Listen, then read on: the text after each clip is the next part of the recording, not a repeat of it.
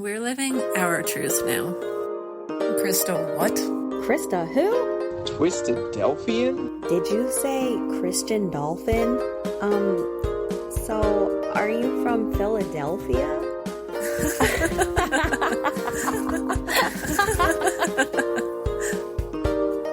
Welcome to the Life After Leaving podcast, an ex-Christadelphian podcast. Hello, everyone. Before we begin, I just wanted to let you know that there are some sensitive topics in today's episode, including references to child sexual abuse. As always, feel free to skip over that section of this podcast or skip this episode if that would cause you distress to hear about those situations. However, I do believe that healing often occurs when we tell and share our stories. So I hope ex-Christadelphians feel empowered by sharing their stories on this podcast and that anyone who is struggling with trauma is seeking the support they need. Thank you. Hello, heathens, and welcome to the podcast. I'm your host, Zinnia. Today's guest is Andy. Thank you for joining us today. Hi, Zinnia. Thanks for having me.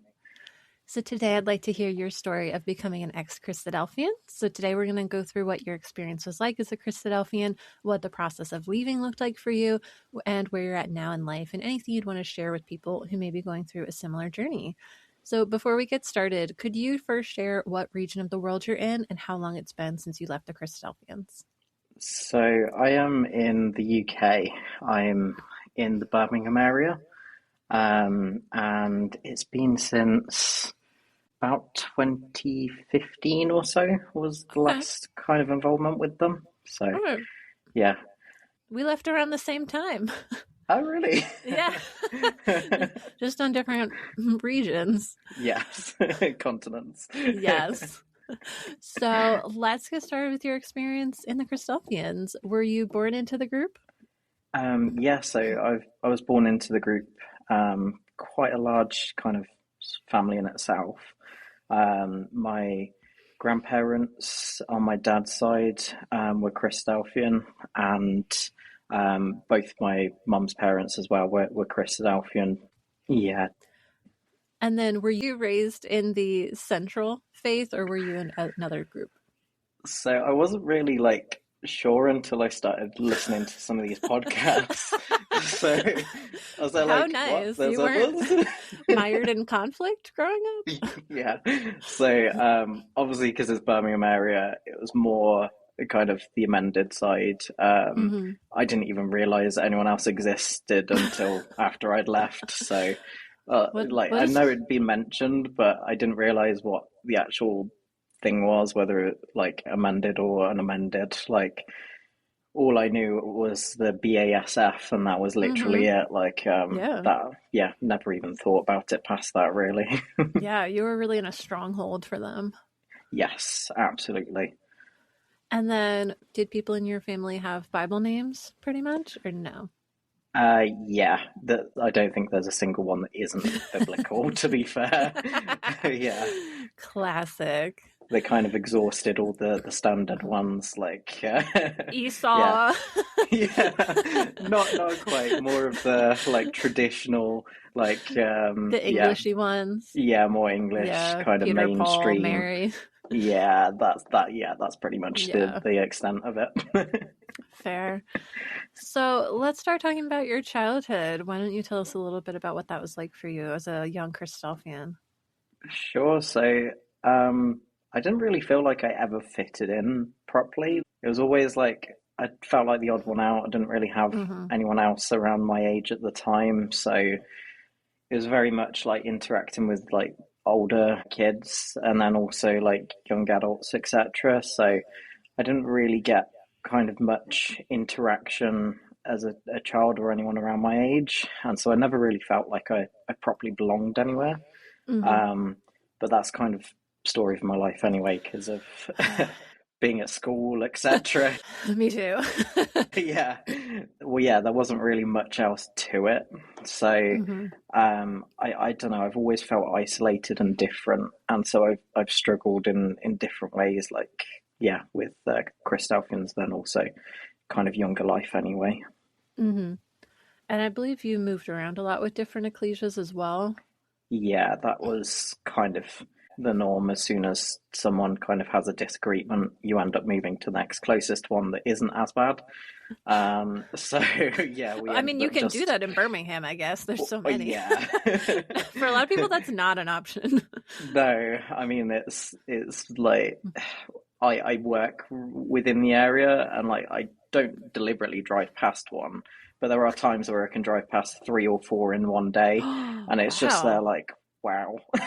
I've never been able to drive past that many in one day, I would say, where I Yeah, am. it's just crazy around here. I think obviously because it's one of the strongholds, former kind of more popular places in the UK, that Hmm. we pretty much just have so many different ones within such a short period. Yeah. But yeah, you're never too far away from one. And then were there any other stories you wanted to talk about more specifically about your childhood? Memories of like Sunday school or events that Oh, really made you feel very Christadelphian? oh dear. So there's one that I very vividly remember as a kid. It was like Sunday school party they used to do, Okay. and Was it like an end of the year thing or? yeah, it was like once a year where you'd end up kind of having a fun ecclesial Oh, outing, go fun. I somewhere. love ecclesial fun. Yeah, well, I mean, yeah, that's what they classified it as. But you do like an activity with everybody, and then you do like a play, and there was loads of controversy over whether it should be a biblical one or whether it should be a non-biblical one, etc. I'm sure the biblical Um, crowd won out, is my guess. yeah, it's just Stone crazy. her! Stone Yeah. her! Pretty much as they're like, it's not realistic enough. And they're like, Get real how rocks! realistic do you want to get?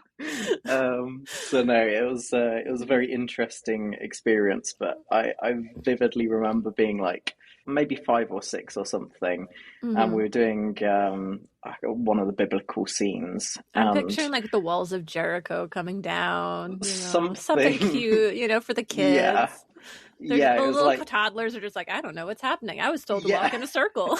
Pretty much. Like I just remember them being there like, quick, you gotta put this tea towel on your head, and I was just there like, what? I just really don't want to do that. Like that's embarrassing kind of thing. Oh yeah, the outfits Um were really crazy. If you look at the old photos, we definitely had to do that yeah. too.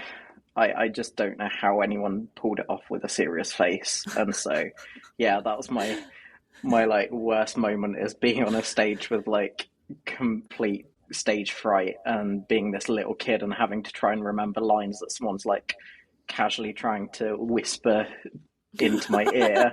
And it's just they're Yeah. like, I have no idea what I'm doing, but they're clapping, so I'm going to just now go. But Yeah, yeah, yeah. Ooh. very very weird situation. So yeah, I don't know. That's pretty much been my entire existence. Yeah, that sounds about right. A lot of being Christadelphian is just being like, all right, let's pretend we're in the Bible and let's Yeah. just roll with that, no matter how weird or uncomfortable that is in the modern Oh yeah. world. Yeah. And conveniently missing out the worst parts. Yeah. Yeah. We'll just forget about those parts. Yeah. So, were there any parts that you liked about growing up Christadelphian when you were younger?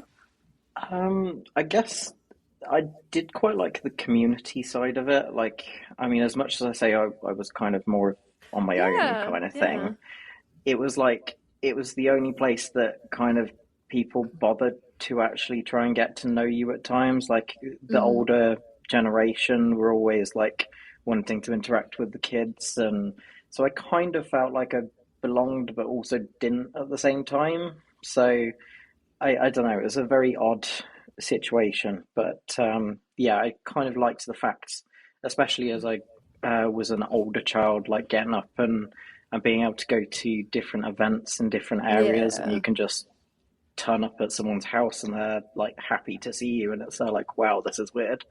Um, so yeah, I think it was more that, like the how open people were. I think that's Hmm. until they kind of get to know you on a regular kind of thing. It kind of feels like everyone is vaguely related to, where they open doors to you like your family. Like, for the Yeah, holidays, people travel to each other's houses and stay there often. But it almost feels like that with the Christadelphians, where you can just be welcomed into someone's home for a weekend or whatever. So that is nice. And especially when you get more into like teen years, people tend to have more like friendships where they're getting to know people their own age. It is a little trickier when it's intergenerational.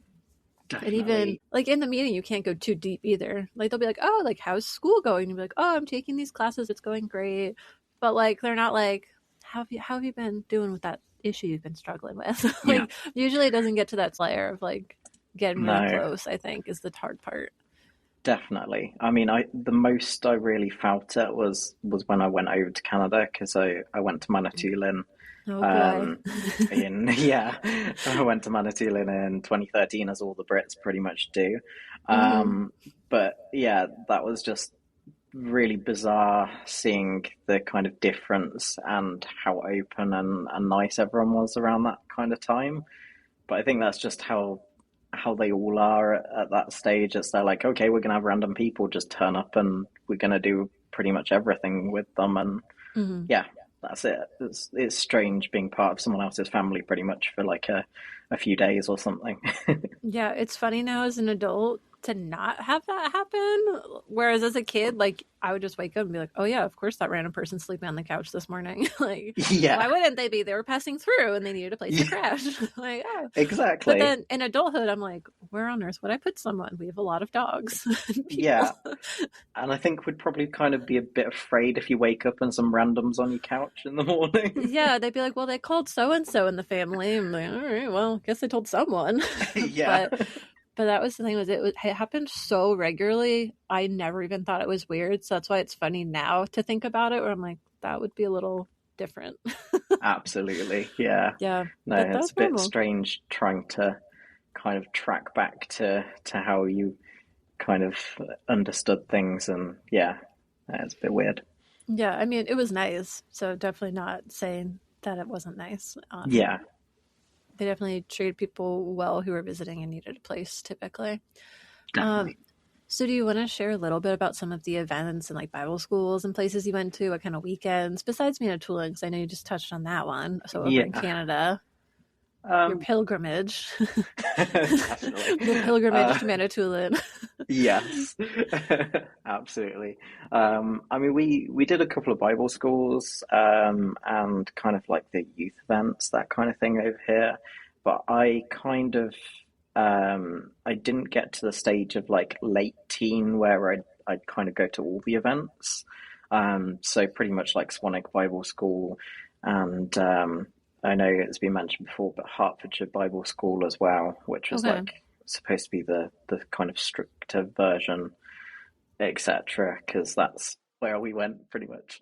But our family was a little bit more kind of strict, and so we wouldn't really surround too much with what would be viewed as the more liberal places, etc. Yeah, so. I'm now dying to have people from the more liberal groups come on, because I feel like everyone I talk to is like, I came out of like Logos or like conservative amended in the UK. Like I feel like we have so many like ex-conservative Christadelphians come on, and I'm like, wait, I keep hearing that there's these more liberal groups, but they're dead silent. Yeah, maybe they're just happier and so they're staying. Like I don't know. I think that could definitely be true, because I don't know, there's just so many illogical things that they're so firm on, and it doesn't make any sense at all. Especially cut off your family over it. They'll be like, if you don't agree with me about this one vague issue that we've decided to get upset about, I can't even speak to you or see you anymore. Exactly. Like, it's bizarre how much they're bothered by little things like that. Yeah. And how they can't learn to kind of live with each other or trying to work through issues. And to see the similarities. Yeah, like exactly. Christadelphians have more in common with other Christadelphians than they do with ex-Christadelphians, than they do with other religious groups. Like they have so many similarities even among these different branches. I've never had someone come on here and be like, my life was completely different as a Christadelphian of like Berean or unamended or whatnot compared to the central. Like we have so much in common. Even Brian and Kogath was like, oh yeah, a lot of stuff was similar. that he was was on definitely like interesting. a completely different branch, and yet they cannot see the similarities themselves, it seems like, and they still have all these like splits conversations. Like in America and Canada, they have like a lot of drama about the unamended amended. Out in Australia, I hear so much about the Logos Shield. Like, you guys have so much in common. Why are you guys fighting so much? Yeah, they just call it different things, but it's all the same pretty much. I mean, it seems like it to me. I'm like, you're all Christadelphians. What's the problem? Exactly. Yeah, no one seems to be able to get on with each other, and I don't know, there's so much contention over ridiculous issues. But I don't know, Christadelphians love to argue about things that don't really matter, so yeah. I think we've all seen that where like Bible class ended, but you're all sitting there as one person in the audience is like, well, actually, I disagree with that point you made. And you're like, no, just let us go eat snacks. Exactly. Or like when we had some of the more public events and things, they'd hire a hall or something. And they'd actually have to get to the point of kicking people out because they needed to lock up. And it's like, then they're not even Christadelphians locking up at that stage. It's literally people that look after that venue are having to try and kick out all these Christadelphians that are just trying to talk at each other, and it's crazy. Yeah. I think the priority on having the correct doctrine probably puts pressure on them to feel like they have the right one, and they're protecting the faith from any sort of erosion of that truth that will keep them safe and give them eternal life. Like, to them, it's really important, I guess. So I think the drive is probably, they think, coming from the right place, but the way it comes out is maybe not the best. Yeah, definitely. There's a lot They've of got enthusiasm too much. Yeah. Maybe redirect that enthusiasm a little bit about being a good Christadelphian instead of a good debater. Yes, definitely. It's who can win the argument the quickest. Yeah. So, do you want to talk about baptism? Were you baptized? I was. So tell me about that magical day where your life changed and you were sinless forever. Yeah, that was very short-lived. Yeah, it was following on from being at Manitoulin, kind of like other people have mentioned. Yeah. There was you kind of get a post-Manitoulin high and then a very low, pretty much. And so at that point, I kind of got to the stage, for some reason, I don't know why, but in like Manitoulin and being over in the States, kind of, North America side of things, that I kind of felt more like I belonged than at any other point. I actually really relate to that, because I felt that when I left my close community, because I was usually like in a very like mid-Atlantic and New England area of the United States. Yeah. But I went out to Colorado Bible School, which is like way out, more like Midwesty. And they were so welcoming and like sister, calling me sister all the time. Whereas in my church, they're just like, hey, you, Yeah. And like, you're bringing dessert on Sunday. We already signed you up. Whereas here, they're like, oh, hi, like, where are you from? Like, blah, blah, blah. They were so sweet. Oh, let's do activities together. Like, it felt like they were really welcoming me into the community. These people that I had never met. It was a really beautiful side of the community that I saw going into a new place where they were going out of their way to welcome people they didn't know. Yeah, that was exactly the same experience with me. Like, over in the UK, it's pretty much a, hey, how are you? And then that's it. Whereas Check. over there, so like, you're still alive, great. Bye. or not, depends on who you speak to. Yeah. But, in Canada, everyone was just so welcoming, so nice, and I just kind of felt that, because I felt like something had been missing for almost the entire time, I felt that I kind of got to the stage of, oh, it clicked. This is kind of, I feel like I kind of belong here at that stage. It took my whole life up until now, but I finally got it. Exactly. And so I kind of got back, and I was like, it wasn't just because of that high, it was also like family pressure. And about how old were you at that time? So I think I was 15 or 16, so Okay, around the relatively time young that still. starts. Yeah, but not Yeah, super not on the old side for a man especially. no. But I got to the stage where I was just there, like, oh, okay, I may as well, like, kind of Oh, what a feels like rounding and a rousing, enthusiastic reason to get baptized. pretty Well, much as they're like, yeah, please don't try and like do the induction to baptism and all the adult like oh, the classes to classes. get into it. I was just there like, okay, I'm just gonna get this over and done with, then I can forget about it. No, no, no. That's the And start of your problems. Because yeah, next it's, so oh, give an exhortation and all this. yeah, Yeah. that's an interesting one to go into We'll get afterwards. there. I Um, hope so. maybe not quite that, but ecclesial roles, I guess.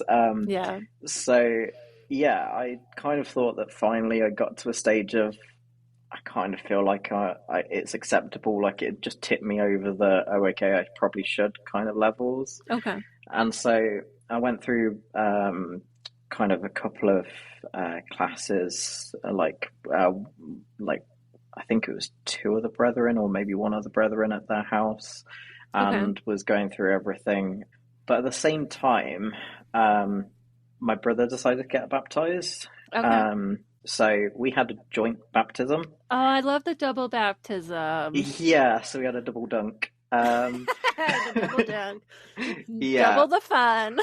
which was like, it was everything was okay until I got to the day and I was there like, oh no, like this is exciting too many people in Christadelphia. There is like hundreds of people turning up to this thing. It was that like Whoa. Did they have to like rent a hall for this, or did you guys have a really big meeting oh at that time? we had quite a large hall close to us that we Okay. managed to borrow. Okay. And so yeah, I was there thinking that oh not many people are gonna turn up for me because like I'm young, I haven't really traveled around yet, and I was there like there's not really But you it's made a not really gonna be mistake. anything. Was your brother more popular? He was slightly older and he'd kind of gone to all the more popular things, and so Mm-hmm. He... everyone was kind of like, "Oh, hold on, I know him," and then we're like having a double at the same time. Everyone was just there like, "Quick, let's go!"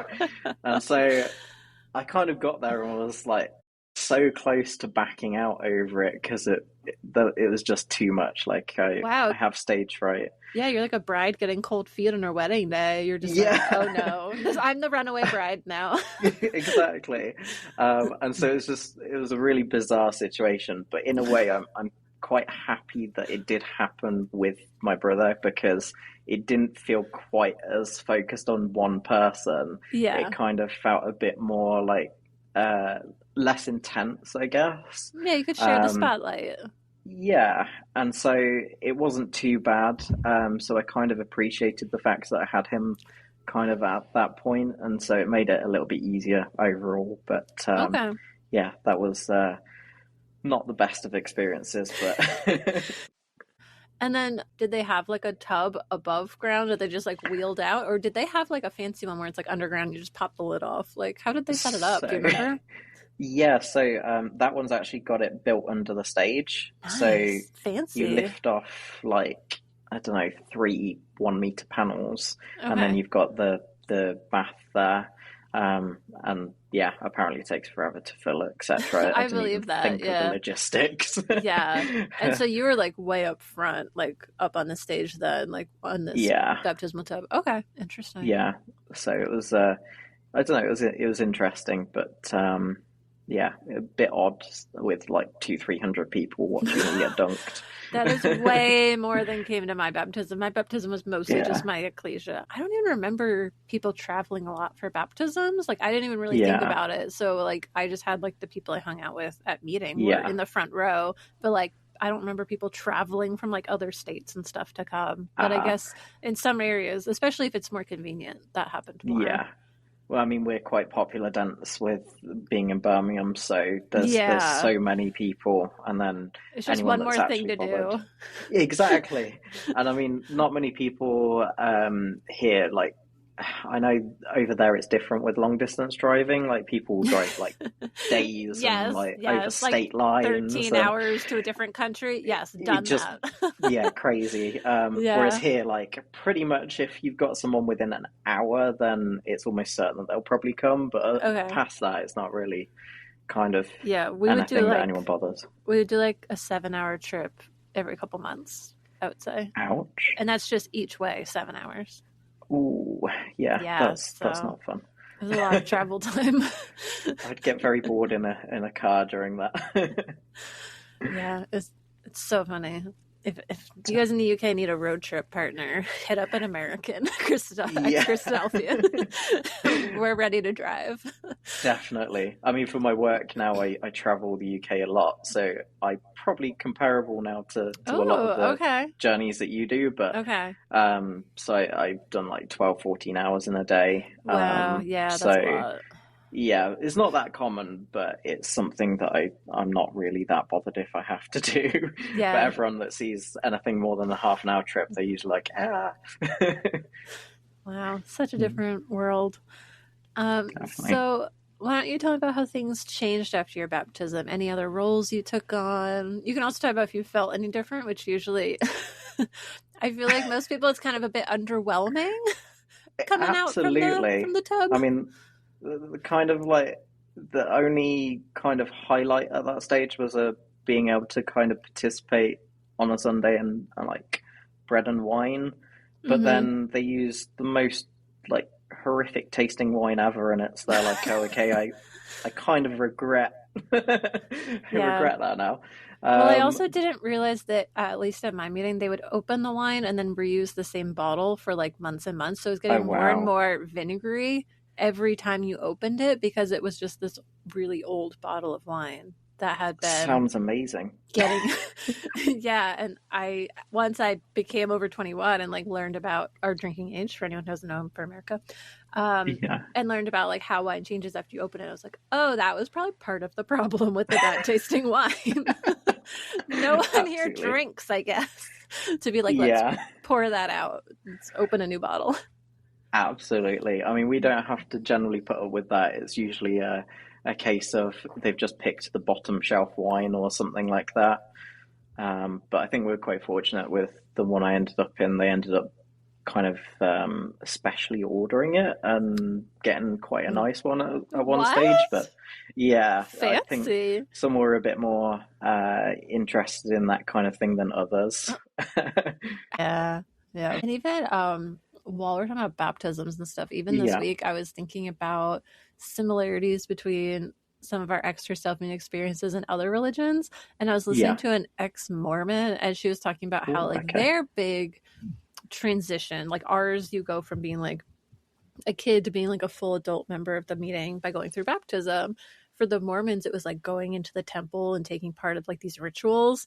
And she was just talking about like how disappointing it was, and all I could think of is I was like, that's what like everyone talks about with their baptism. Was like, I came out, I expected things to be different, my sins have been washed away, now I'm on this path to go to the kingdom, and we're just like, oh yeah, that was underwhelming. Nothing feels different. Exactly. And I think for me as well, being younger as well, I didn't really get asked to do any of the ecclesial roles for a while. So I kind of felt like they'd just forgotten about me, that I was just like, which I mean was fine for me. Like I'm not really a person that wants to be that involved. Oh no, absolutely not. And then I had one time on a Sunday where I think someone thought I was my brother and asked me to do a reading, and this was my first reading on a Sunday. I was just there like, oh, I don't like to let people down, so I always just automatically default to yes, which I'm working on. That's not always healthy. No, definitely not. Do you want to do drugs? Yes, sure. What kind? Yeah, it depends what you ask. Like, it could be a problem in some situations.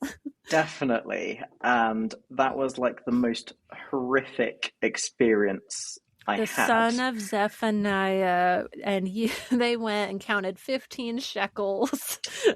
Yeah, it was it was a longish one, Ugh. and I got up there and I started off and I was fine to begin with, and then I could feel my throat closing and I was speeding up and I there was an emergency exit literally to the left of me, and I was debating whether I should run? fall out the emergency exit. So yeah, I managed to go through, and then I got a few really weird looks and stuff, and I never got asked to do anything again. So I was there like, well, I mean, that's a good thing at least. Like, I'm not going to have to be put through this torture again. We all learned something today. Yeah, so, I mean, as much as I know, like, a lot of people on here have mentioned how they'd like to be involved, being, like, different gender roles, like, they prefer to kind of some have of the that sisters experience. too, have been like, I love public speaking. I would have no problem with it. I can read up I there. would happily change places. You're more than welcome to it. I got things to say. Clearly. Whereas I just couldn't deal with it, and so like it was the most horrific thing that someone could suggest. Aww, and so it's not all sunshine and rainbows on our camp either, but I guess it really depends on the person. But that's exactly it. I was like, having these rigid gender roles doesn't play to people's natural strengths, which is going to be, an issue for them, for their longevity. Because even today I was seeing something about how when they went to replace Brother Michael Ashton as editor of the Christadelphian, they were looking for a replacement. And so they're like, here's this guy. Do you want to ask him? But then hearing what he had to say about it, he's like, I had no experience running a magazine or being an editor. And I was like, all right. Sounds about right. But you're a Christadelphian and you're a man, and you've probably given exhortations and stuff and written stuff. You're good enough. You're an editor now. Yeah. And that's like the same thing for the brothers. Like, well, you're baptized now. Are you ready to, do the bread and wine and the readings and the exhortations? It's just, you're a man. So obviously that's what you're going to be good at. It's like, no, there's every chance that there was a completely competent woman who could have, in the Birmingham area, who could have been a very good editor and had to watch as someone with no experience took that role. Yeah. I mean, it sounds like a corporate workplace. Is there like, they don't promote someone based off of skill, it's just based off of who they like. Yeah, exactly. It's like, he seems like a really fun guy to work with. Let's make him in charge. Let's pay him more money. Yeah. So, unfortunately, that's the downside for people, still in it too, is they can definitely get passed over when they would be really qualified for things. The women who have a lot to say that could really contribute. It's sad to see it. They don't get that. And I do feel bad because I definitely knew men in similar situations who were not readers, who were not speakers, who were not comfortable, who kind of had to do it anyways. So. Yeah, I mean, I didn't even get put on the door, so I mean, they're like, we can't trust him with the door. He might run out of it. Not. Yeah. We saw how he almost ran out that door. He was eyeing it the whole time he was reading. We all saw that. I just think they're like, don't pick the awkward person that isn't great, like people, like. Hi, visitors. Yeah. What are you doing here? Leave quick. Yeah. No, I was just never kind of the small talk kind of person. Always afraid of new people and all sorts. So it was a very uncomfortable place for me. So yeah, no, I was glad when I ended up deciding not to be able to do much with it. It's basically exclusively small talk every week. So definitely quite an interesting environment for you. Yes. Very tense. Yeah. And then you had mentioned kind of feeling the lowest of lows or something along those lines after baptism. What was this? What was this? Yeah, I think that was kind of just more the fact that I expected more from the experience than what actually happened. Everyone kind of builds you up beforehand, and they're like, oh, you're going to like end up where you're going to go into the kingdom, etc. And like you're going to have like wonderful things, and everything turns into a just grossly over positive kind of thing. And then you get to the point where it's like the week afterwards and everyone's forgotten that you pretty much exist. Basically, it goes right back to baseline. Yeah, and I was just there like, well, okay, I really don't feel any different. If anything, I feel slightly more alienated because I thought I'd maybe have better relationships with people at that point. And so it was just like, oh, okay, fine, this is how it's going to be, and just it wasn't really any different to that from there on out. Yeah, that makes sense, honestly. I mean, but even it's like that with most things. They say a lot of major changes, like you get married or something, you go right back to your baseline not too long after. Yeah. Definitely. No. And then what kind of control did you feel like the group had over your life while you were attending? Did it affect a lot of decisions in your life or how you were living your life day to day? What control do I have? None. Pretty much. That was how it felt. It was that like everything was pre-planned for me. I was expected to do certain things. Like there wasn't really any personal control as such from my side. It was kind of expectations, and I had to meet them, and that was it. And what kind of expectations? Like just attendance expectations? I mean, that, and also like getting into kind of being more involved with it, and kind of developing into this kind of speaker, or kind of someone that was like more heavily involved, which is completely what I didn't want, because stage fright and anxiety is like no thank you. So it was just like that. And then just as a kid, my life was pretty much planned out for me. Like I was expected to do certain things, and I wasn't allowed to really choose where I wanted to go, etc. And so it all tied into each other, and it just felt very restrictive. Wasn't really allowed friends outside of the meeting, although there was never anyone my age anyway. So it was there like, okay, you're on your own, pretty much, and that was it.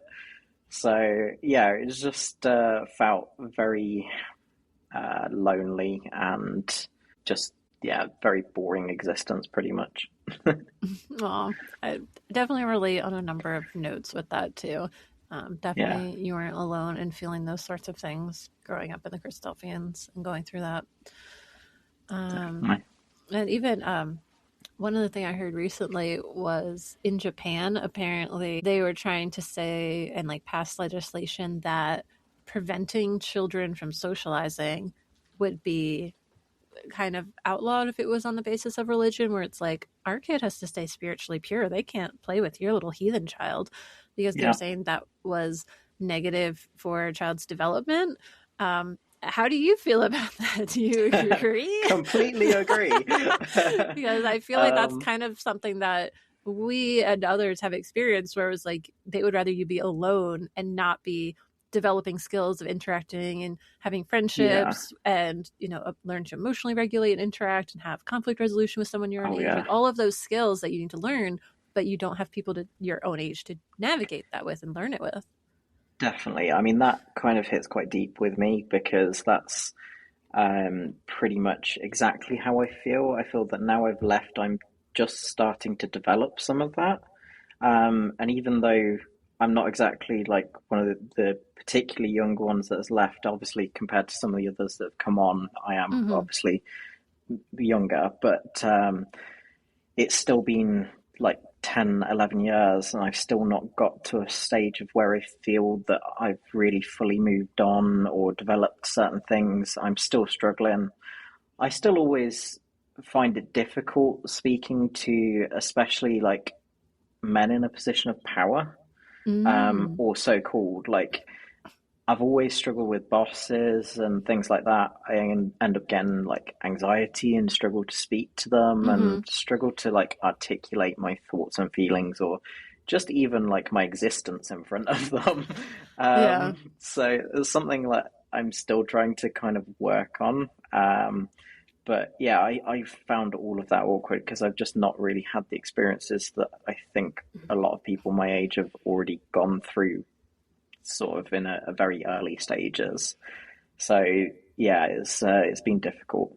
Well, I think having limited autonomy would definitely play into that, because you think about how there's more movement now, like the gentle parenting and stuff, to allow kids to say no sometimes, whereas most Christadelphians grew up with an authoritarian style of parenting, which is you will be obedient. You will be obedient to your parents. You will get hit or screamed at or locked in a room. You will obey.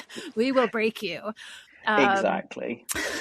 So having a kid be allowed to have a parent be upset and still be able to navigate that in a healthy way where it's like the parent can actually listen to be like, okay, is this an instance where I can allow the child to safely say no?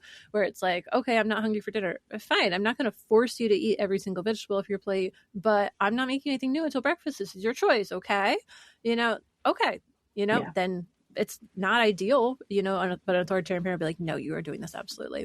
And so I think for a lot of us, I definitely felt that and relate to that strongly as well, because I think it grooms women to be submissive. It grooms them to basically prey to sexual predators and people with strong personalities who can use coercion or violence to try to get what they want from them. And that manifest in high rates of sexual violence as well as domestic violence, all those sorts of things, even emotionally abusive relationships, because they're always told that they're able to be the leaders and the boss, and, children, and especially women and, little girls, they're raised to not have a voice. And so I think that does absolutely play into effect with adult relationships. Yeah, I completely sympathize with. The situation is very, very similar. Yeah, and it shows up in a couple different ways with how it comes up for the adults who have left now trying to find their voice when they weren't able to, one, develop an authentic voice by pursuing their own interests and creating their own identity independent of the group, but also not being allowed to express that voice and navigate asserting their own autonomy. Absolutely. Something so many of us have had to learn. Still not there yet.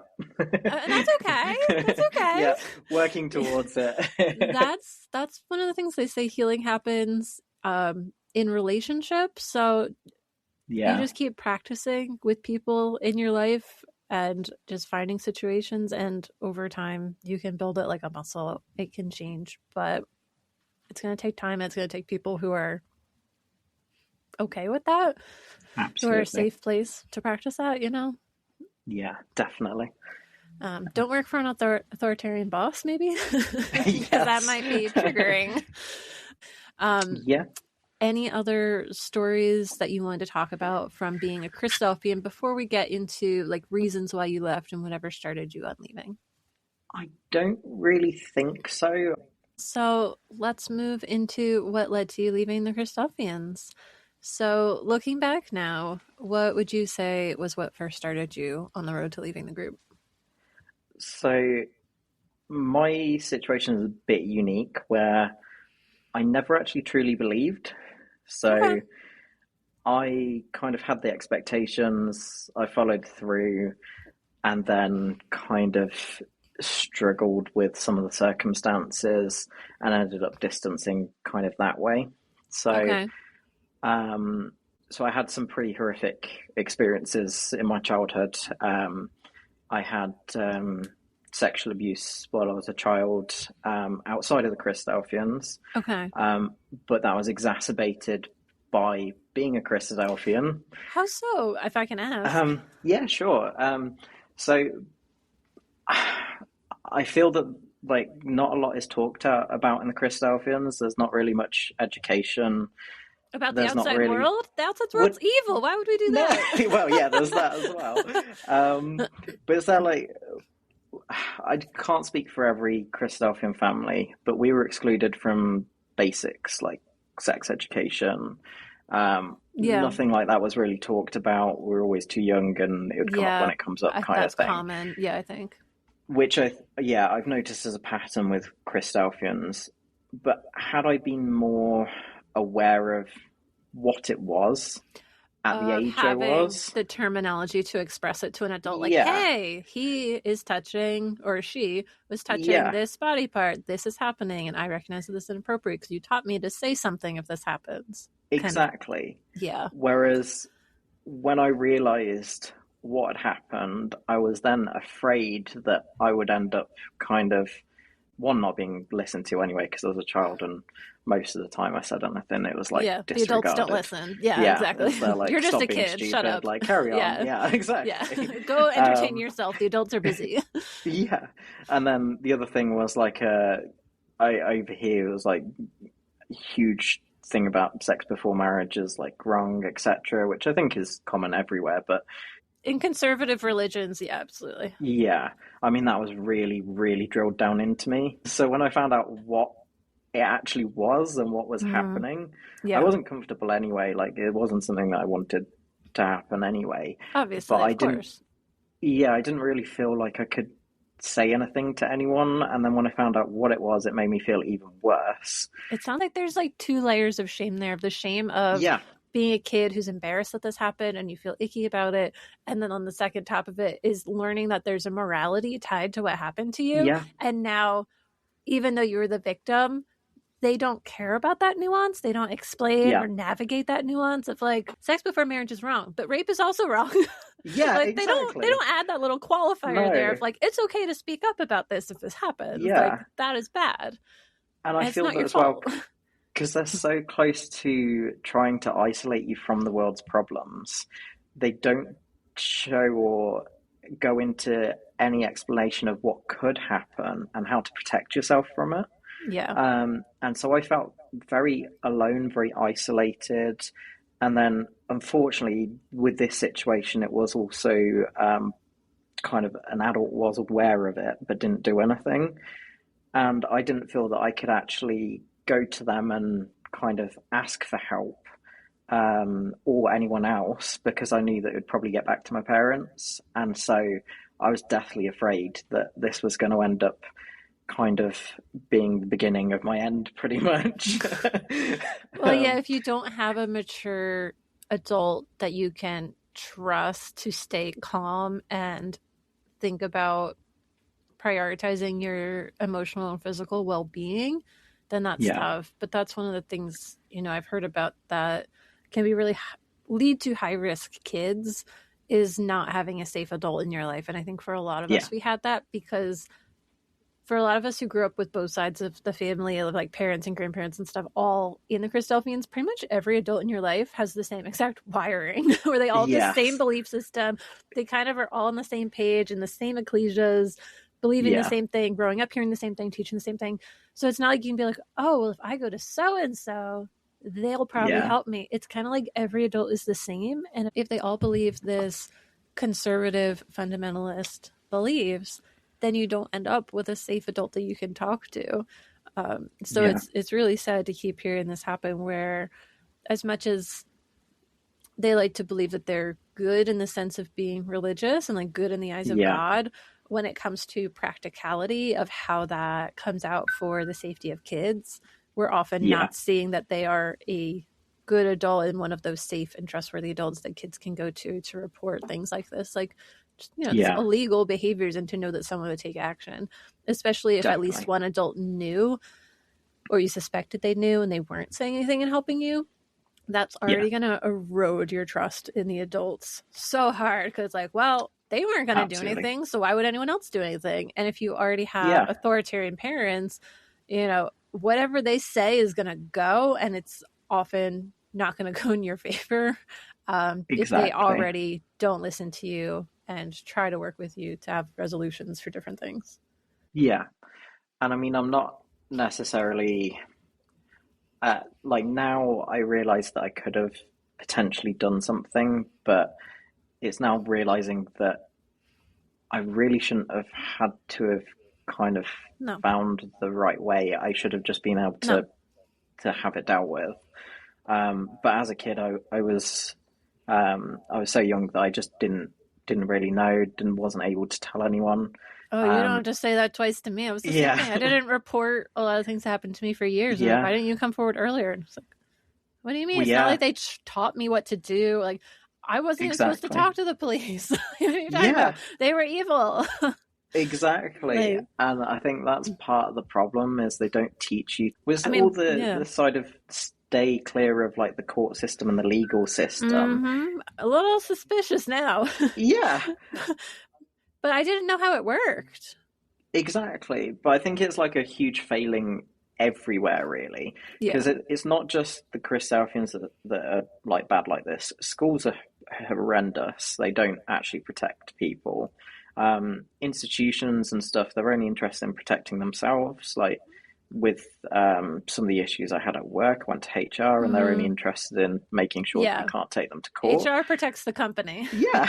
And it's just they're like where do you go? And so later on in life I started having some health problems and they said it could be tied to childhood trauma. Hmm. And so I went and kind of explored that and I finally ended up taking it to the police. Um, but that experience in itself was just horrific because they're like, you're going to have to go through detailed of what happened when, Oh yeah, it's and open. that, It's like ripping yeah, open a wound. Like it is yeah, rough going through it that. just re-traumatizes It you. is And so re-traumatizing, absolutely. it's just, yeah, it's just irritating that something that has happened so long ago that was horrific has now reopened old wounds. And where you're the victim. Like you didn't even do it, but you're the one still suffering. Yeah, exactly. And they said now, like, I got a response from the police that literally just said, we don't want to end up ruining that person's life now because it's been 70 years later and we don't have any physical evidence, etc. That's the And I tough was thing just there, too. like, that was so hard to kind of hear. Because you went through all of that just to be told there's nothing they can really do because Exactly. it's been too long and there's not enough Yeah. evidence of like, oh, you told someone else or there's photos of some injury or it's written in like Yeah. a school record that someone saw it, like a nurse. Yeah. Exactly. Um, and one of the worst things was in the next school I went to, because we have primary school and secondary school. Mm-hmm. So this happened in primary school, and someone had found out something, and I was just mercilessly bullied my entire secondary school. I tried to change the narrative to something less bad, and it ended up just becoming a thing. A teacher found out, and they didn't end up doing anything at all about it. Oh, I see what So you mean about now, even the school failing you, because even a teacher yeah, you think would have to be mandated to report that to the authorities, exactly. and they did not investigate at the time where that would have brought adults in within a Yeah, reasonable time of it having happened. Whether or not it was still yeah, ongoing, I don't know, but exactly. And so now, um, I've now gone and followed up with the teacher that was involved, mm-hmm, that found out about it, and I've reported them, and mm-hmm. everything's gone through that side, and I've kind of got some closure from it from that side. But then any kind of Christadelphian that's kind of remotely heard anything about this, and I've not told many people, Mm-hmm. they've just been there like, oh, just forget about it, like it Mm-hmm. never happened, and it's just they're like, You should well, forgive them. You should yeah, forgive and forget. That's what Jesus would yeah. want. And it then doesn't surprise me whatsoever that they then engage with predators, murderers, all sorts, because they will give any excuse to justify them because they believe the exact same thing. That's I all just it find takes. that ridiculous. And so that's kind of part of why I decided to kind of leave, but not also all of it as well, Mm-hmm. because Well, you also didn't believe it, um, which is probably a big yeah. reason. Well, it was that like at that age, I was like surrounded by it. I was living, and I didn't living in the area, and I didn't have any choice to some extent. Whereas, kind of, I started kind of finding out that I had options Mm-hmm. open later on, and we had a family tragedy. My mom died of cancer when I was quite young, so I was only 15, Mm-hmm. and she was ill almost my entire life as well. Oh And no. so we had quite a lot of issues there where back and forth to hospital, all sorts of things like that going on. And so on top of some of these experiences that I'd had, um, losing her on top, who was kind of closest support, Mm-hmm. was absolutely devastating. But then to hear people say, "Oh, she's in the kingdom now," etc., and like you gotta like carry on so that you can see her again, and it's all just Oh guilt yeah. trip after guilt trip. And I think one person said to me, "Oh, you must not have prayed hard enough," and stuff like that. we've had some horrific stuff. I have heard a few pretty legendary things said at like funerals and stuff where it's just so horrifying. Like it's just so callous.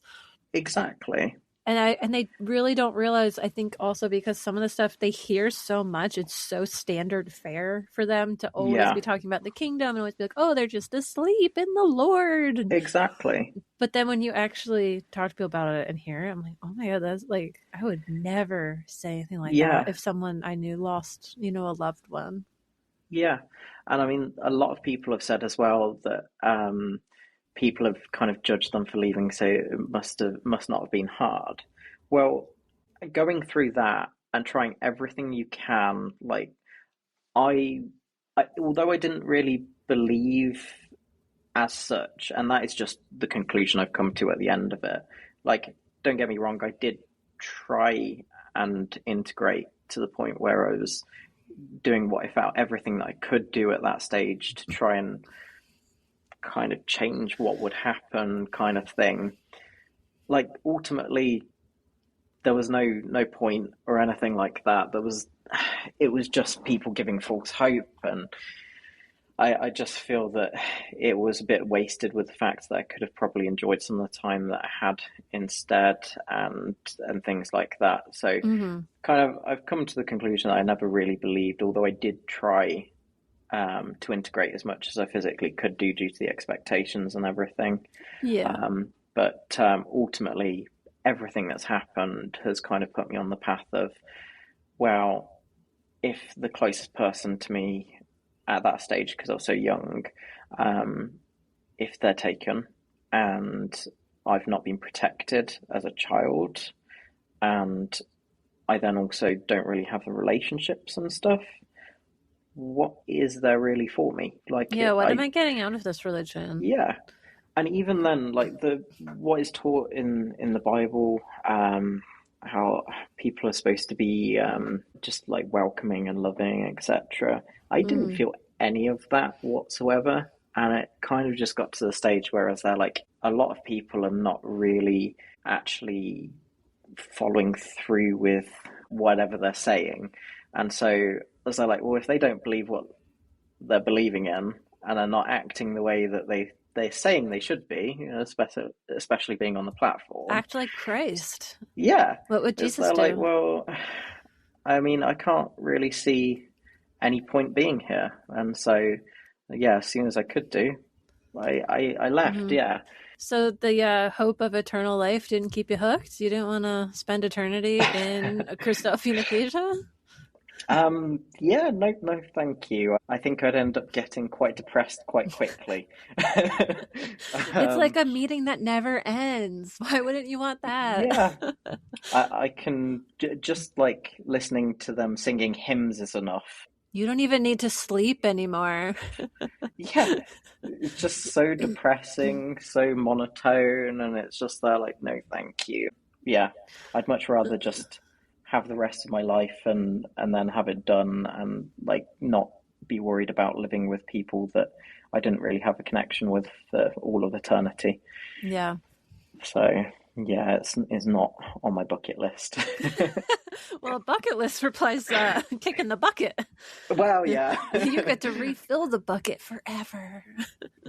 Yeah, not really planning on doing that anytime too soon, but if it happens, it happens. Fair enough. And then what would you say was like the response that you got from leaving? Oh, okay. So that was another thing as well, is I left when I was 16, because I left home, and so I had to support myself, so I had to find a job. And that was just due to circumstances, like I was in a really bad place, etc. And I just needed to distance myself. I had a lot of people initially when I first stopped going, was there like oh, you shouldn't be working on Saturdays and Sundays, or well, specifically Sundays, but they say working on weekends. And it's like, well, I can't afford to support myself otherwise. So I'm a 16-year-old on minimum wage. And over here, minimum wage was like, I think it's £5.60 an hour, which is like probably not even $8 or $9 for you guys over there. That's actually higher than our current minimum wage, I believe. Ours is abysmal. Really? You cannot Wow. survive on it.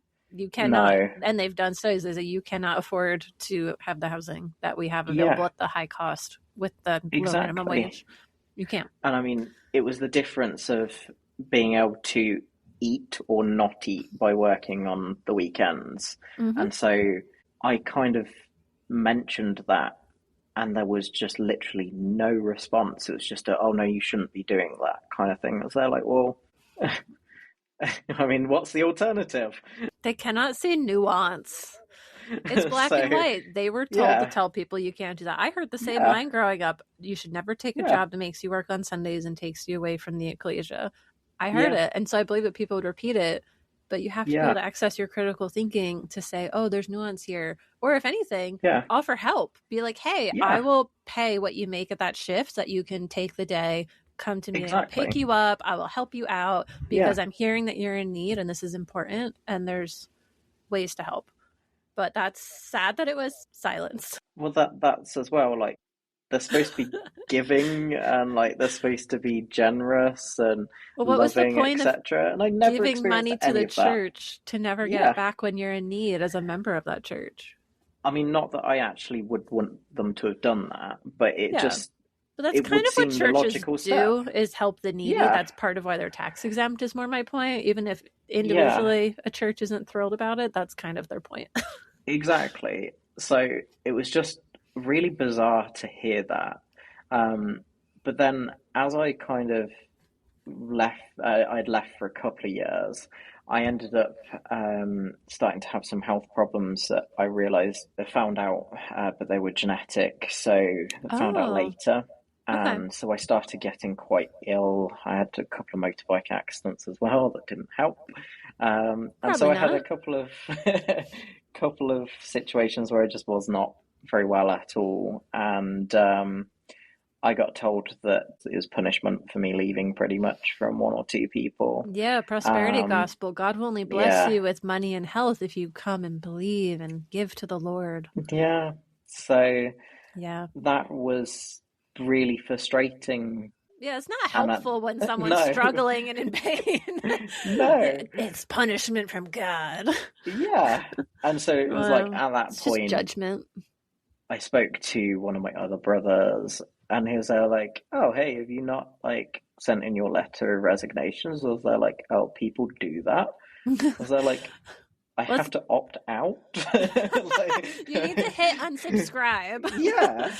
So I was just there like, well, okay, I guess that's one way of like kind of closing a chapter and might end up doing well for me, like being able to close it off properly. Yeah, it's pretty much either get disfellowshipped or ask to be taken out of fellowship, I guess. Yeah. But no one teaches you that because you're not supposed to leave. You're not supposed to know how to leave. You're not supposed to do it. They don't tell you that.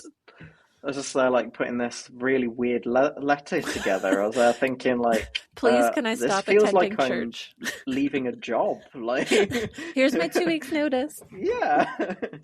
Apart from it's like, no notice. Like, I'm already gone. Like, here's the termination. Yeah.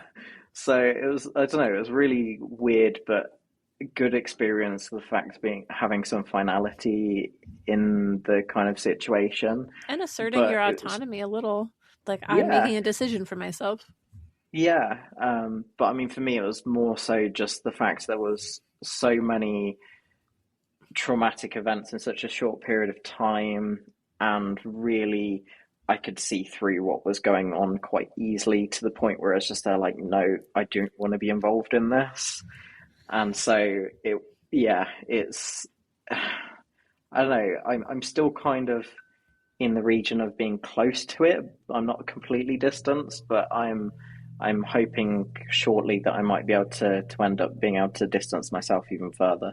But that involves kind of moving city, etc. That's what I did, See what happens. I think it's the only way people really get out of it. Otherwise, you're constantly worried that someone's going to turn up on your doorstep or something. Because they actually do. Or you just bump into them when you're out and about. Yeah. I've seen several when I've gone to hospital or even shopping. It's just like, so change my appearance or put my hood up on something, and it's just there like, I'm just going to walk straight past. But unfortunately. That's pretty much where I'm at Yeah, now. I'll say I hear that a lot, and that was true for me. I feel like I've really started getting distance from it and being able to kind of start processing it once I moved away. So it was no longer this constant like wall I was being pushed against, where it was always like coming up and kind of antagonistic of like people asking me questions and trying to pressure me and stuff. Once all that pressure was off, I could kind of have the calm space to figure out what the hell I'd been through and what I wanted to do going forward. And I think I hear that a lot from people, like moving away can be really helpful for them with figuring out who they are and just having that pressure off of them, for sure. Absolutely. I think it makes a huge difference. Kind of having one foot in, not necessarily in, but in that environment or you're just close to it. You're in the greater community still, kind of, you know? Yeah, you can never fully separate yourself. And I think once you're actually kind of not even thinking about it is when you can process it. Exactly. So, yeah, I'm working my way towards that at the moment, but not quite just there yet. yeah, that takes time. It's logistically, there's a lot going on for most people. Definitely. And then how has your life changed since leaving so far? It has been a number of years. It has, although it doesn't really feel like it at all. Like I said, unfortunately, I've had like a couple of situations. Just after I left, I had a motorbike accident every year for 3 years. Wow. So a lot of it was rehabilitation. They weren't really like that serious as such. Well, the last one was the worst, but I've kind of been working towards kind of getting to a normality and trying to set myself up as a person rather than a member. So yeah, kind of like building my life and doing the basics of what you should do that you're not really allowed to do in the ecclesia. So just like getting a job and like moving out, etc. Things like that is stuff that have just taken an exceedingly long time due to other circumstances and stuff. So I've got to the stage where I now work for myself because it's the only thing that I can really do due to health, and then also like dealing with other people is still a tricky thing for me to do due to my experiences there. So I'm kind of at the stage of growing to end up being a more independent kind of person. But yeah, by no means there yet at all. But you're figuring it out. You're taking steps, yeah. And you're showing more awareness and trying to get there at least. So definitely, yeah. So hopefully in the next 2 years or so, I might end up being like completely stepped out of it, but we'll see. Yeah, that sounds good. And then have you found any activities that have been helping you with like redefining yourself, cultivating identity or community or anything like that? So I would say the biker community has been huge. Really? Massive. I'm not quite as involved as I was now. Well, just you due to have my health some reasons. Yeah. Got a little mangled on the way. Definitely. But it's like the freest I've ever felt. Like just being able to get out and go wherever you want and just relax, not have anyone kind of talking at you or anything. Like going in groups as well, like you get to enjoy it together, but you don't end up necessarily needing to talk. It's just like you've got support. And bikers are the most friendly people I've ever really kind of spoken to. Like everyone sees them with their raw exterior, tattoos and piercings and stuff, but often I find most people like that are just the nicest people around, or like can express themselves more. They're already outwardly expressing who they are. They're also have a good chance of being able to inwardly express who they are. Yeah. Exactly. They're not worried about appearances like the people who you grew up with. Yeah. No tattoos, wearing their perfect head coverings, all the good stuff. Exactly. It was like complete polar opposites, and everyone's like welcoming and friendly, and they just want to like talk, and it's just a completely different experience. And it's not conditional on much. All you have to do No. is be a biker, like have the bike or, some kind. It's not even going to be like, well, do you the right kind of bike? We don't accept people with those kinds. I'm not in the Harley club, so which they do exist. More like it. But I think you're not going to get the nitty gritty. Separating and arguing over like little semantics like you have with the Christadelphians, like we were talking about before, with where they have these splits and these disagreements between ecclesias and individuals. Whereas they don't have that rigid set of the expectations for you that you have to bend to, the control aspect of it. If you have to be this person to belong, there you can just be a person and belong, whoever you are.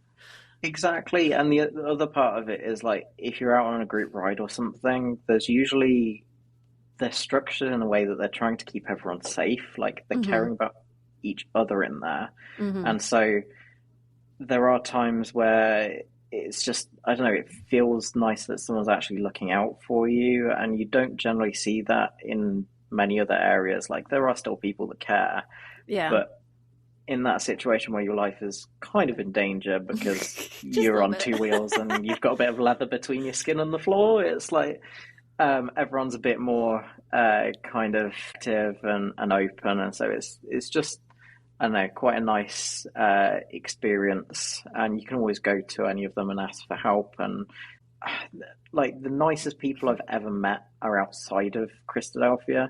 Like they're all trying like blow their own horn and say that they're the best, etc. But it's the people who show you and who don't have to say it who end up living that. And I've had very nice experiences with bikers. I remember one time just walking around at this cute little New England town, and this group of bikers was pulled over on the side of the road, and I was like, oh, group of bikers, what's going to happen? I walked by, I was like, and they're so sweet. They're like, oh, we love your dog. What's her name? Want to hang out with us? When they drove by, they're all waving. Bye, Zinnia. So sweet. It's like complete contrast to what people expect.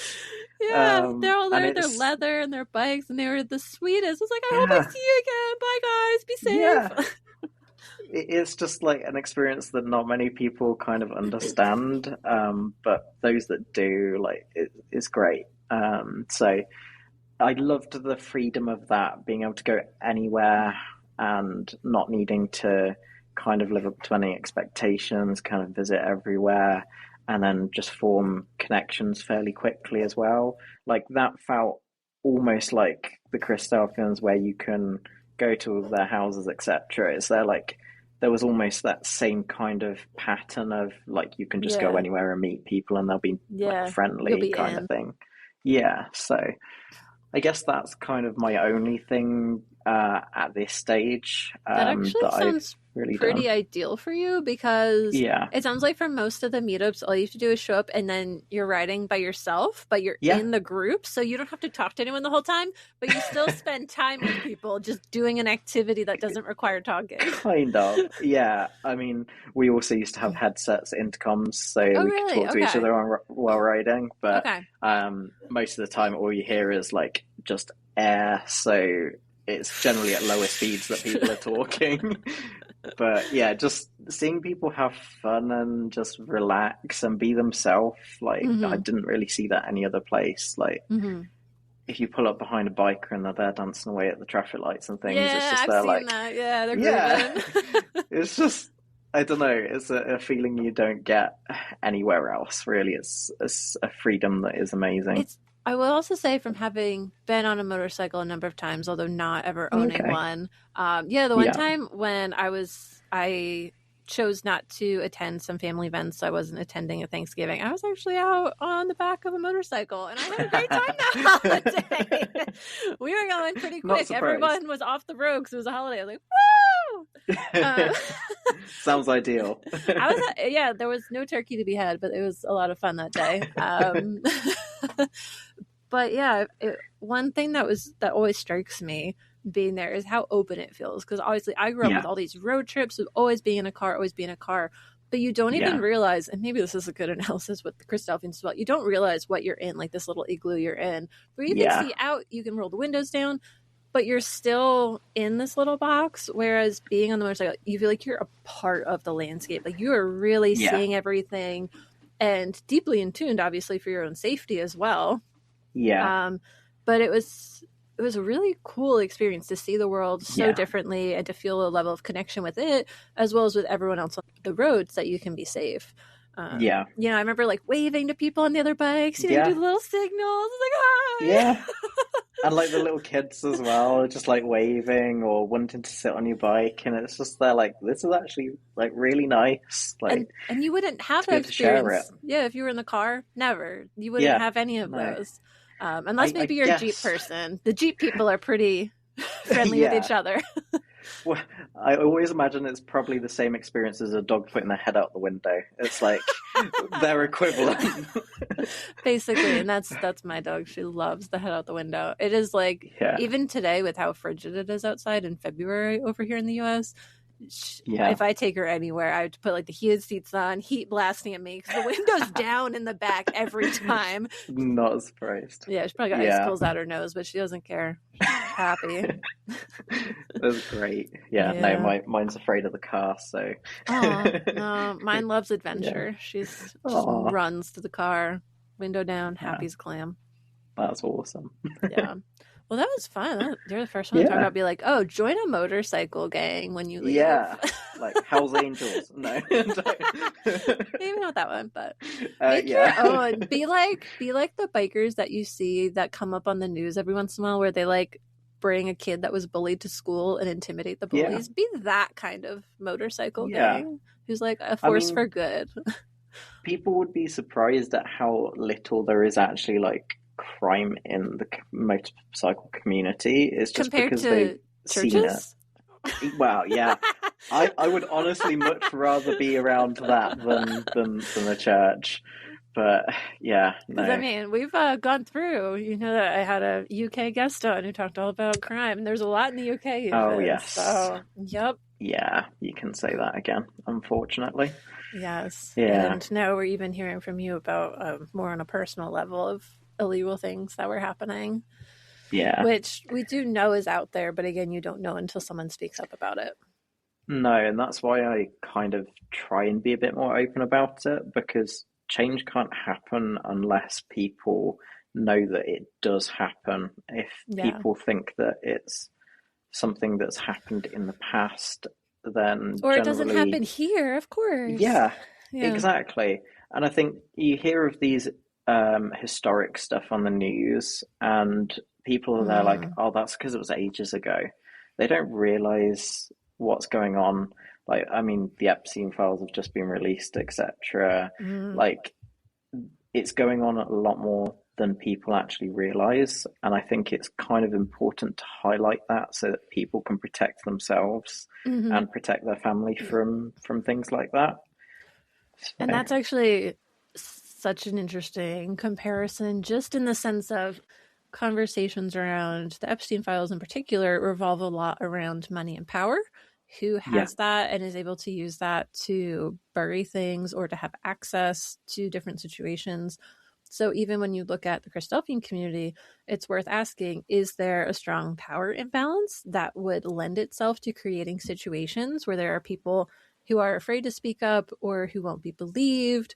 You know, and so those things I think should be learned from and to be think about critically. Yeah. And if people do want to make the Christadelphian community a safer place and to maintain members where people aren't leaving with abuse being a factor, then that seems like something they're going to have to talk about is, are these gender roles and these power dynamics with arranging brethren and things like that, are those working to make our community safer, or are those antiquated and creating a hierarchy that allows individuals to perpetrate abuse and avoid accountability? Because it seems like certain people, like even with Michael Ashton, was able to do this extortion, make all this money, and then be welcomed right back into the community not that long later with very minimal repercussions, never going to jail or anything, never going to court. It's like, how does that work? Like, what if I did something wrong? Would you treat me the same way? No, because I'm a woman, I'm an ex-Christadelphian, not a Christadelphian, all those things. And so it comes down to who has the power, who has the social power or access to money, if someone's a wealthy Christadelphian, if it's a man, especially an older man who gives great exhortations and is flown around to speak. And so you have a lot of situations there and factors there that could easily lend itself to creating these situations. I mean, I'm sure the person who harmed you was older. And so those things are a power imbalance, just that factor alone, let alone anything else. Well, I mean, it's funny that you kind of say that as well, because their kind of side of things is that only God should judge, etc. But yet, it's fine for all the ABs to agree on something. Like, they judge all the time. It's just a vote. Come on. Exactly. So, like, let's vote them out. We're going to disfellowship them. Like, why are they still allowing people to break bread with them that are doing some horrific things? And what does that say about them as people that allow people to be in those circles that have done such like heinous crimes? There needs to be more accountability, and there needs to be more protection overall, because there's a lot of people that aren't aware of how bad it can be. And just from hearing of some of the experiences of this podcast kind of reinforces that. I mean, we're not the only people, and I'm sure there are still loads of people out there that have left that don't want to share their experience because they don't want to relive the trauma, or they're not at a stage where they feel like they can. They can. So I think it's hugely important to talk about it. And I guess with other religions like Mormons and stuff, there's more of them around, etc. And so some of these stories and the TV series and stuff that come up in them kind of give you a clearer idea. But as a community, the Christadelphians are quite small. They've kind of flown under the radar, so no one's investigating abuse or commenting on it in the past. And the amount of horrific stuff that we've heard about in such a small community just kind of really says it all. I mean, I don't know of many of these kind of similar issues in a regular church or anything like that. I know it's still probably likely to occur to some extent. But sometimes with the larger ones, like I shared in some episodes, they have insurance plans and stuff where they get counsel of like, we need you to implement these things to reduce your risk, to lower your insurance. And at least with that, they're doing things. And I think that's part of why they have the ecclesia safe. But even that's not every ecclesia, because there's no central authority. And again, they're saying, oh, we're going to monitor ourselves. Yeah, we'll handle it in-house. And I'm like, well, you've been doing that for hundreds of years. And how well has that really worked out so far? Well, the other side of that as well is that means that a victim has to open up to someone that could potentially expose them to other people for them to be able to try and action something. It's not what you want, especially from a victim and survivor kind of situation. You don't want to open up to someone you know necessarily. Sometimes you can do, but you want a third party. That's why counsellors and things aren't allowed to discuss what they've spoken about with clients. And of course, what you wouldn't want, like, I mean, the Christadelphians are kind of known for their grapevine. I'm pretty sure they knew about this podcast within 30 seconds of it coming out. One person saw it and went, pfft. But like, even think about the bullying that you mentioned going through from it just getting out a little bit. I'm sure that when these incidents come out, it kind of ends up being like, well, we'll call an ecclesial meeting and everyone gets to know every detail and then we'll vote on it. And like, oh, either that or it's just ABs. And the ABs all have like wives and kids at home. So like, it's still getting out, to some degree, depending on how chatty your male relative is who is on the board. But whereas like, I talked to the police put in their files, only other police officers knew about it. And if there was someone that had a reason to know, like a judge or a prosecutor or something, then they would know. But it wasn't. It was only to be handled appropriately. It was by trained experts. It wasn't like, oh yeah, we'll just tell our whole community. I'll go home and tell my wife about it, and blah blah blah. Like, no. Exactly. It's terrible that does happen. Is that as soon as someone hears about something, generally everyone hears about it, and that's purposely why I haven't actually really spoken to any Christadelphians. So anyone listening right now that actually knows me or knows of me, might end up being completely shocked about what I'm saying, but really it's on them for not knowing, because if they realized what was going on at the time, or they saw some of the issues, why did no one speak to me at the time? Like, they're supposed to be supportive, etc. And they're only really focused on whether you're attending or not. They're not really focusing on other issues or helping you, or just genuinely trying to have any kind of friendship with people. It's all about figures and statistics for them, and who's attending, how many meetings shallow you've missed, and then whether or not they think that you would be worthy to go in the kingdom. Have you attended enough that you would be able to go? Did you get baptized? Yes or no? They have the checklist to go through to decide. Exactly.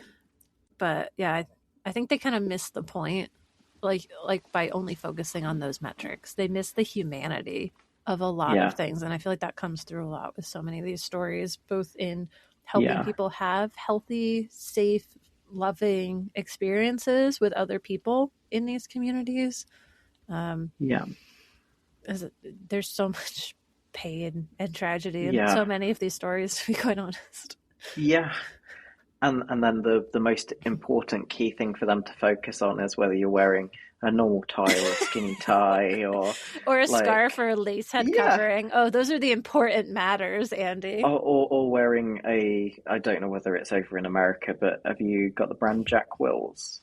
What were those words? Okay, so there's a clothing brand over here called Jack Wills. Okay, I've never heard of it. And the logo is JW. And so there was also some controversy as well, because that people thought almost you were looks like Jehovah's Witness. And so there was a few times where they're like, no, you can't wear that here. Like, not from me, but like I've seen it happen. Just change it to a JT, and everyone will think you're representing John Thomas. Well, yeah. I mean, I was going to say, like, the amount of time that the beard is mentioned and things, like, I just now imagine John Thomas with, like, a pink glitter beard. I don't know why. I mean... It just always makes me laugh. I have thoughts I want to ask our queer guests about John Thomas, is all I'm going to say. Fair enough. I haven't seen his beard, by the way. If it comes up, anyone, if you can locate it, let me know. Is it in Australia where Robert Roberts' family was? Is it in his grave in New York where Robert Roberts is buried? Where did it go? How does no one know? How do you lose track of that? Come on. You could just try and like dig it up and see whether like they're okay with that. So. I'm sure the people at the church at the cemetery have no problem with that. Just disinterring someone. No, I mean they were okay with it for a while. So I'm only doing to him what he did to others. Exactly. Yeah. I'll bring it to a medical school. To a medical school and be like, here you go, study this. It's key historic information we need to find out. It's probably in his hand when he was buried. Wouldn't surprise me. Yeah, Robert Roberts, he had some issues. He was a true Christadelphian, though. I will say that. He was a true Christadelphian. Yeah, I don't know why he was so motivated, to be honest. The indoctrination hit him young, I guess. He was like 10. Think that, and the fact that he was probably so involved at that stage, like he was almost like one of these key speakers that like he was beyond that. It got too deep to the point where he just couldn't get out of it. It was all he thought about. Attention. I mean, I think everything he did, because even like he was publishing like his personal diary, like even when he would you would think be alone with like your internal thoughts and opinions, he's like, oh, I'm gonna have to print this for my audience of like religious leaders. So he'll be going on a trip and be like, well, while I was traveling, I spoke to the guy on the ship about Christ and his view on it, and if he would attend our meetings, and just like when you read these things, you're like, he never like unplugged from it. Like he married into it, raised kids into it. He dedicated his life to organizing it, creating this magazine and publishing this magazine. And I don't think he ever, even in his personal thoughts, like even like he would spend all day, all night. All of his travels was for it. He never took like a real vacation, just like rest, like everything in his life. Every breath was Christadelphian. It was insane. Yeah. That was, don't understand it at all. yeah. Much better things to do with your life. Well, I think especially when it's disappointing, because like even for him, he lived through multiple failed prophecies of like, oh yeah, he's coming back in 1866 to 1868, and then Jesus never came back, and he's like, well, guess I'll keep waiting. And then like the next one comes, that one fails. Next one comes, that one fails. Oh yeah. But there was never a point where he would be like, oh, if this fails one more time, I'm gonna stop believing. Like, and he never could reason with himself to get to that point. He was just We in should it for have life. just read the part that says we will know not the day nor the hour, and just left it at that. No. But there is some obsession with finding out. There's still people in the Christadelphian community who are hell-bent on figuring it out. And no matter how many times they fail, they are like Robert Roberts. They're like, well, just dust myself off and try again. It'll come eventually. Let's hope this one's like right.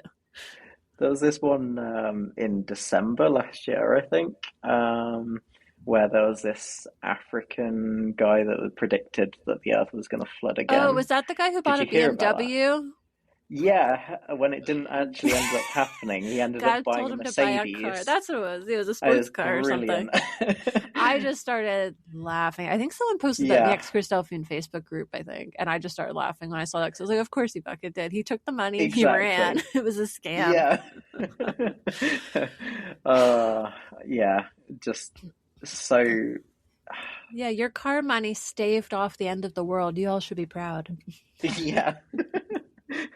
And a lot of them had like sold everything they owned. It kind of reminded me a bit like the Millerites. One of the other people moving to Israel and then selling everything. Yeah. Kind of, there are some kind of comparables within the crazy communities. Yeah, the people who really take it deeply to heart to the point where all logic starts to crumble and they start making really rash decisions that are not grounded in the reality that life will continue to go on and you are harming your future, and if you have kids, potentially putting them at risk and stuff. Definitely. Madness.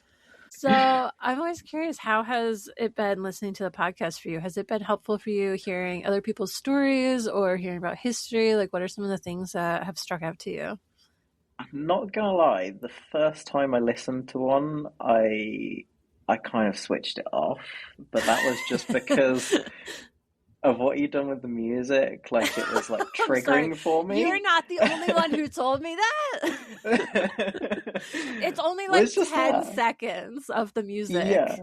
I don't know. I was just there like, oh no, I'm back in a hall full of miserable people. And I was just there like, get me out of here.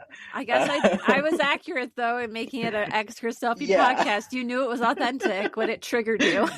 Exactly. But then I spoke to my brother and I was there like, oh yeah, I just couldn't really kind of get on with it. And I was there like, oh, like it does get better. Like just get past like the first bit and like it's interesting to hear different people's situations, etc. And I was just like, oh, okay, I'll give it a go. So on the way back from his house, I ended up putting on another one. And I really got into it. I ended up good. Like 2.5 hour drive. I think I went through about 1.5 of them or something like that. I was just there like, actually, perfect that if is you have a long so trip. good. Exactly. And so the funny thing is, I've been doing at my house. I bought a house 2 years ago that needed a lot of work doing to it. That's about an hour away, and so I've kind of made it my thing. Anytime I was on my way home, I'd used to listen to it, and that it was really refreshing to see and hear from other people that had negative experiences and how they'd worked through them and how different it was, but how similar also.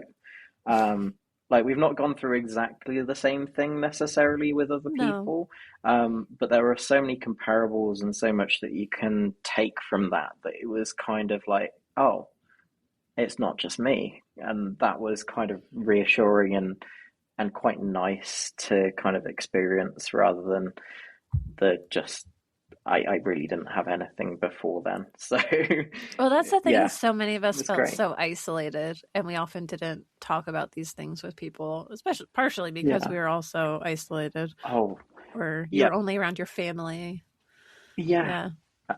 And anyone that you speak to outside of it, is there like, this sounds like it should be in a film or a documentary of some sort? Someone said my childhood hearing about it reminded them of David Koresh and the Branch Davidians.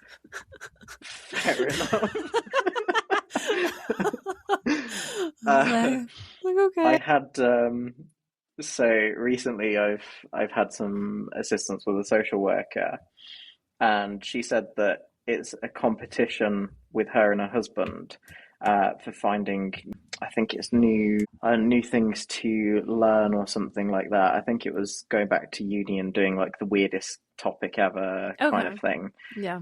And she was there like, "Oh, you just give me a great idea." It was just there like, "Wow, okay, you're gonna so kind of go into a very interesting experience trying to learn about the Christadelphians and stuff."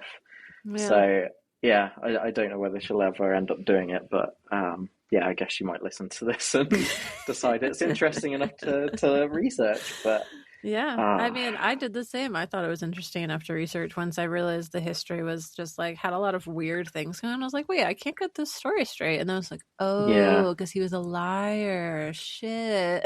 It's like, wait, there's yeah. so much more here. And then you realize that's why you didn't really hear much more about him while you were in the actual meeting. Yeah, all you heard So about was like, like his books and his lectures and just like this vague yeah, idea of like he just read the Bible and figured this out. Be grateful. yeah, yeah. Here's like half a page worth of the important thing of where we started, just ignoring absolutely everything else. Yeah, ignore all It's the just, problematic bits. yeah, we'll pick and choose which ones we want you to see, and then yeah, just don't talk about the rest. Yeah, yeah, don't talk about that stuff. But I'm like, No, no, let's talk about it. Someone has to, because yeah, it's crazy how little even Christadelphians knew about this history stuff. Like, I had no idea yeah, about this stuff. That's why it's so fascinating to me. I'm like, are you kidding same, yeah. me?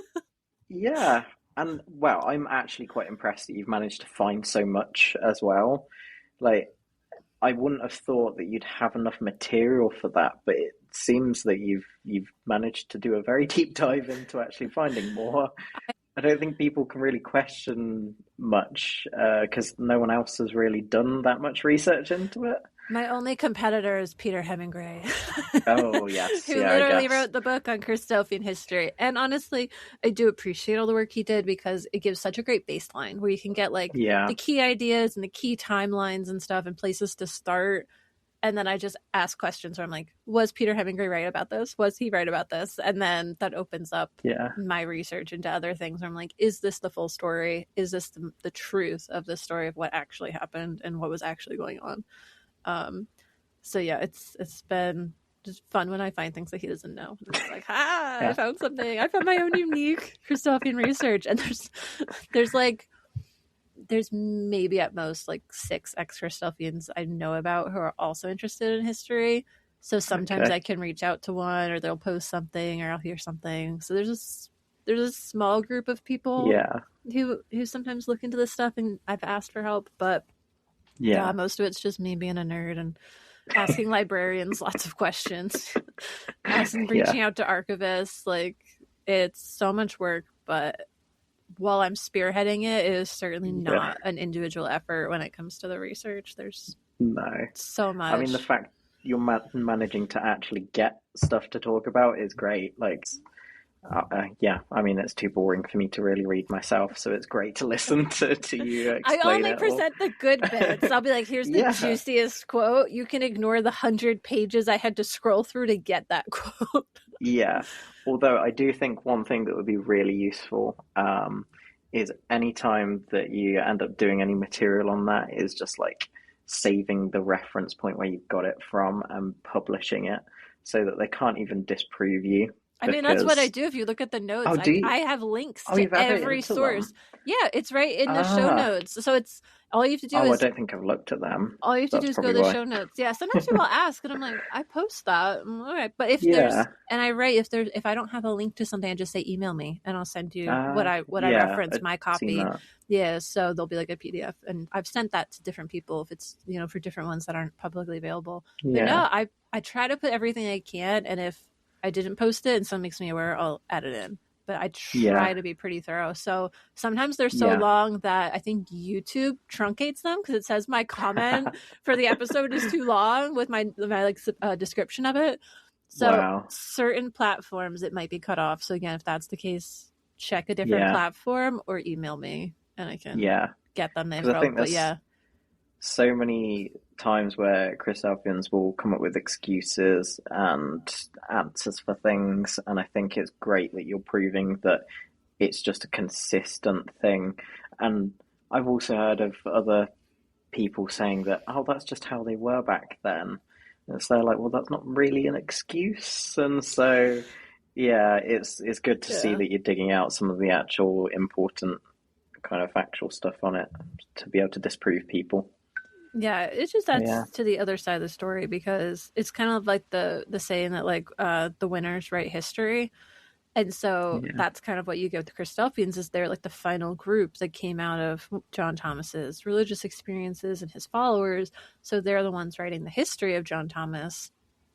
But when you actually look at it, that like there was a whole nother group that he belonged to before who had written a lot of history about him and what he was like and what was going on.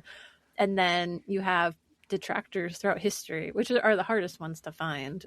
But there were always people speaking up and being like, hey, he was lying about this, or hey, we have a problem with him saying this. And Christadelphians being like, let's not talk about that. Yeah. Definitely. So and it's that's the only thing that's fair. Like if you want people to devote their entire lives, both here and now, and for eternity after they die, supposedly in this kingdom, in this whole eternity with God, you would think you would allow them to know both sides of the story before they commit to that. Yeah. But instead, they're peer pressuring children into joining. You weren't 18. I wasn't 18 when I joined. And we also didn't know all this stuff and so it's, even if adults, are the ones that are learning about this, at least they get the chance to learn and have an informed decision. If you still want to be a Christadelphian, great. But if you hear all this stuff and you realize I was never told this, and if I had known this, I wouldn't have joined, that's also fair. And that should be, not controversial from either side. That's just how you can make an informed decision. That's just fair. But I'm glad you're able to get over me traumatizing you with that intro music to be able to listen and to come on and be interviewed today. Definitely. No, it was I don't know, it was so bizarre hearing it as well because it's like the first time in like 10-15 years I'd even heard anything kind of remotely like it. I was just like, wow, that's kind of bringing back some thoughts and feelings. But no, it was worth it. And to be fair, I quite like it now because of how you've adapted it and how they've created it. It is pretty good with how it ties into what we all know. Mm-hmm. And so that we can associate with it. Yeah, I think it feels very ex-Christadelphian with the balance there of being able to kind of laugh about the things that we went through and the things that were familiar to us and that tie us together of experiences we had. So, can't take anything too seriously. It's good to kind of have that relationship and understanding, which I think is great about ex-Christadelphians because they're really the only people that really understand what we've been through.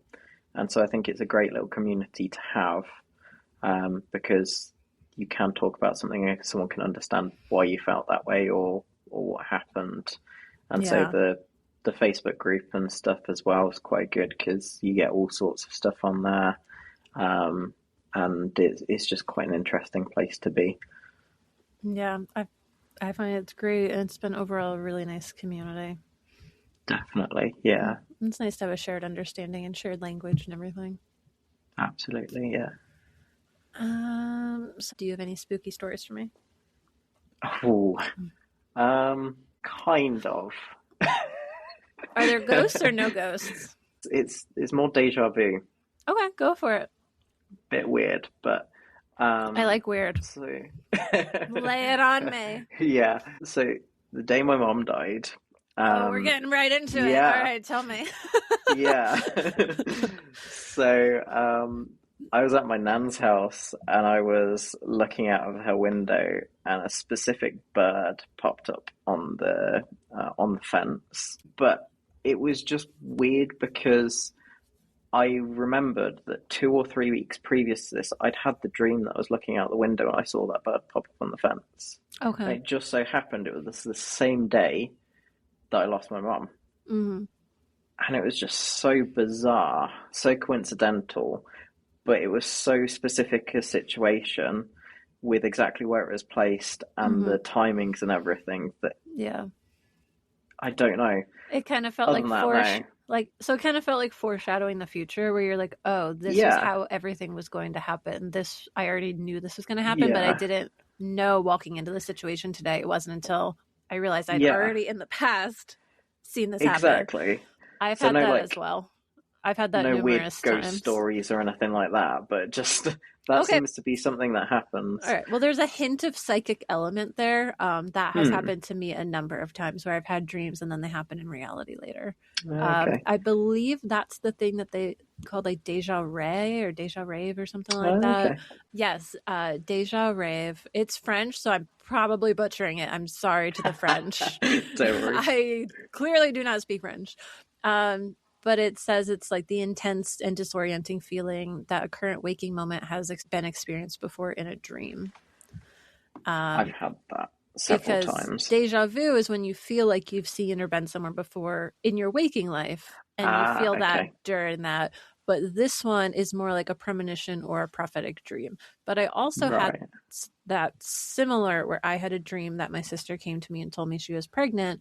And it turns out that was the week she conceived. And a few weeks later, she was like, hey, girl, how did you freaking know? Because I was not. I didn't know I was pregnant yet. And you got a prophetic dream that I was pregnant right when my body was like, hey, let's get pregnant.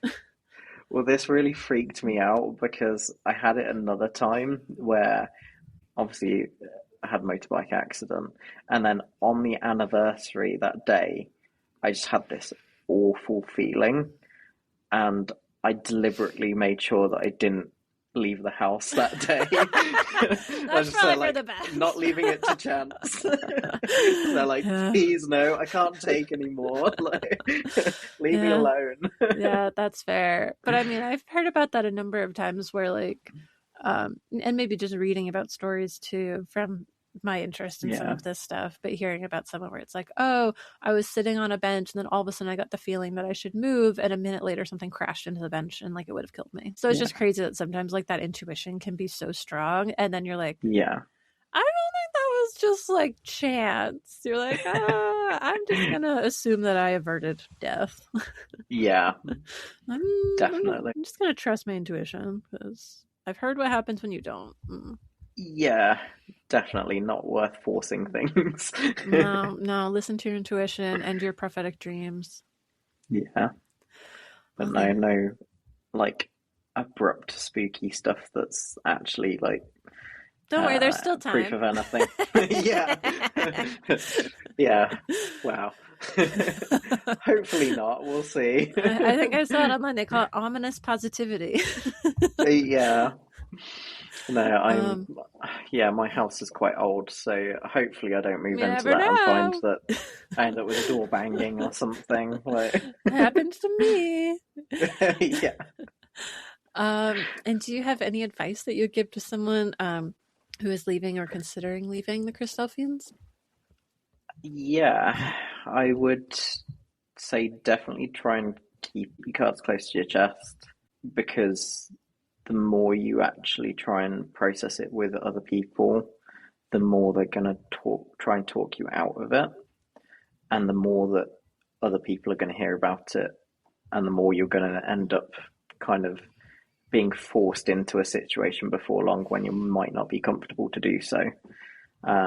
So do it on your own times, do it at your own speed, and don't worry about what other people think, because it's your own journey. But equally as well, like I'm not 100% distance from everything at the moment. It is important to try and like cut your ties to be able to heal, but if you can't, then doing the next best thing is better than doing nothing. Yeah, I think that's all pretty solid and tracks with what I've heard from a number of other guests, I would say too. A lot of people would relate to that. Yeah, it's just less painful for you overall. And I think it's definitely the best kind of option is to do things on your own time when you feel you're ready for it. Yeah. And sometimes once they get wind of certain things, that's when you get the secret meetings and the awkward letters and all of those things. We're like, quick, oh yes, we have a problem to address. So yeah, I think keeping it close to your chest can be a little less awkward. Yeah, definitely. Yeah. And then do you have anything that you would recommend for people to listen to or engage with, like books or music or podcasts or anything you've come across that was helpful for you? I mean, aside from, of course, this. Hi. Yeah. Shameless plug. Thank you. I mean, you're plugging it on the podcast, so they're already listening. Yeah. Clearly. Yeah. Aside from this, the Facebook group, the only other thing that, because I'm still kind of fairly early stages of like properly distancing, which I thought might be an interesting new perspective for some of the listeners that might be kind of going through similar things to me, and kind of obviously you hear the good stuff of people once they've actually kind of moved on from it, but I think people need to know that they're probably not on their own.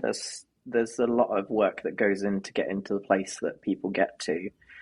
I think it's important to know that it's not instant. And the one thing, I'm going through therapy at the moment, specifically EMDR, and I'm only kind of a couple of weeks in, but it seems to have already made a bit of a difference. And so I definitely recommend that, because it's taken me out of my constant fight and flight kind of situation.